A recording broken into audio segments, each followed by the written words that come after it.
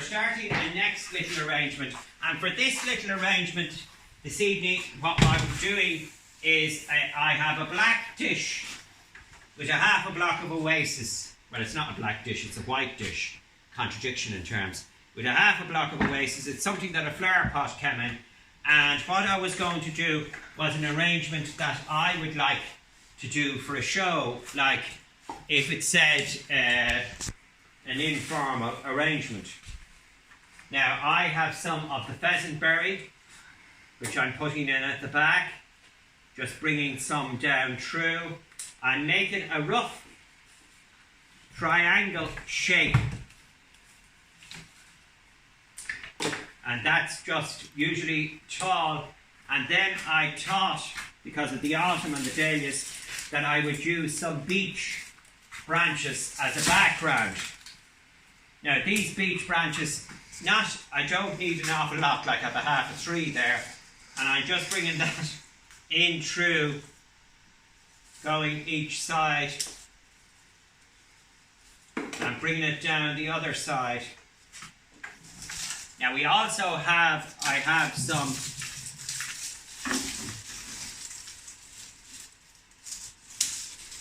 so I've just put in a little bit of the beech branches just to add a little bit of interest to the dahlias. Now you can glycerine these, you can get glycerine and the branches would last if you put the glycerine in the water, which you can get in any chemist, and it would mean that the branches would last and hold the leaves. And I'm just putting in a little bit of the skimmia at the bottom. Just, I find if you put in these sort of, you need something for a vocal point, and I'm just bringing in a little bit like so, and I had a few berries going up, and I'm just bringing in a couple of little bits to the top, and I have a little bit of copper foliage going in as well. Just a few little added extras. Okay, now that is just roughly the foliage. You could use all conifers. Now just to finish this one off, excuse me with my back to you, I have a few berries of one of the cotoneasters, which I'm just bringing to both sides, like so. I love the cotoneaster berries.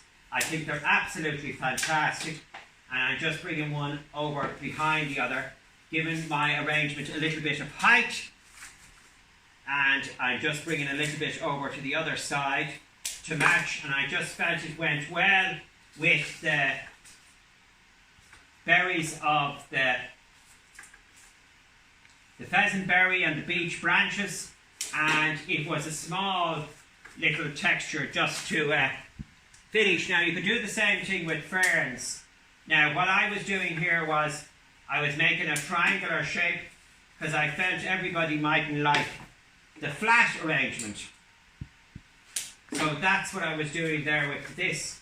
Now I have some beautiful copper coloured dahlias that I'm going to put in this.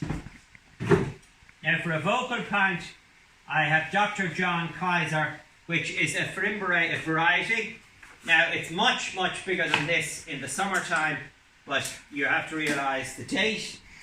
And I was just, it's one of our favourite varieties. I got it from my friends in the Dahlia Society in Canada, and it's absolutely brilliant. So many people say to me, do you dig all the dahlias you have, or do you leave them in the ground? Well, I dig every dahlia I have, and my dahlias are all minded like children. Where we have this studio, it's nothing unusual. It's usually I'm teaching people to flower arrange, but lately, because there's been no classes, we have it full of dahlias when the time comes.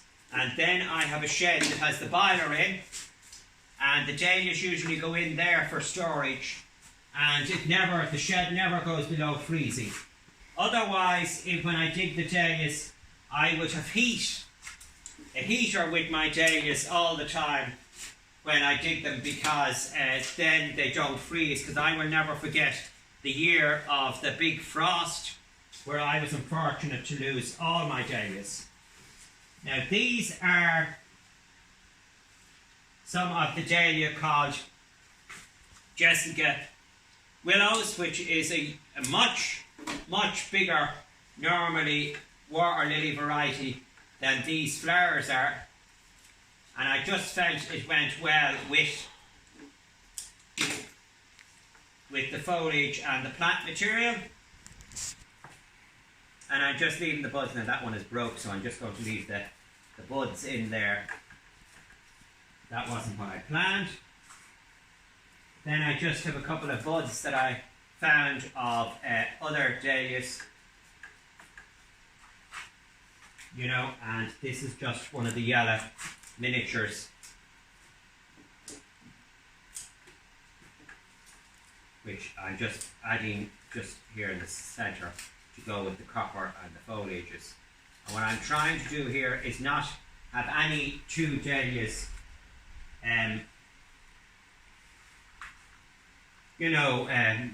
touching. Now these are some of my favourite dahlias, Bishop of Llandaff.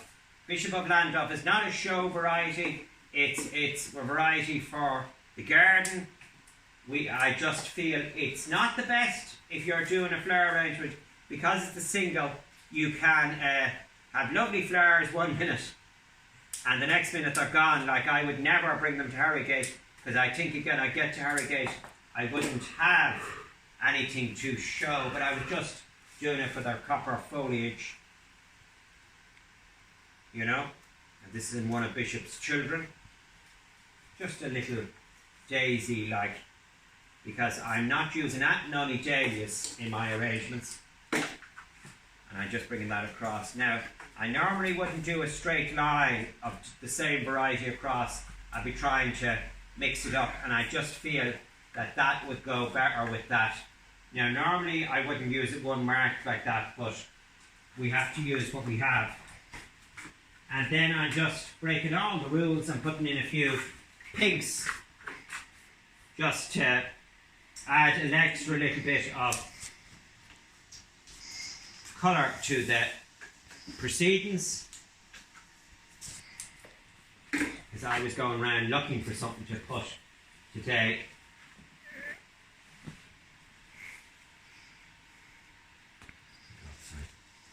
That one is doing anything except for what I wanted to do.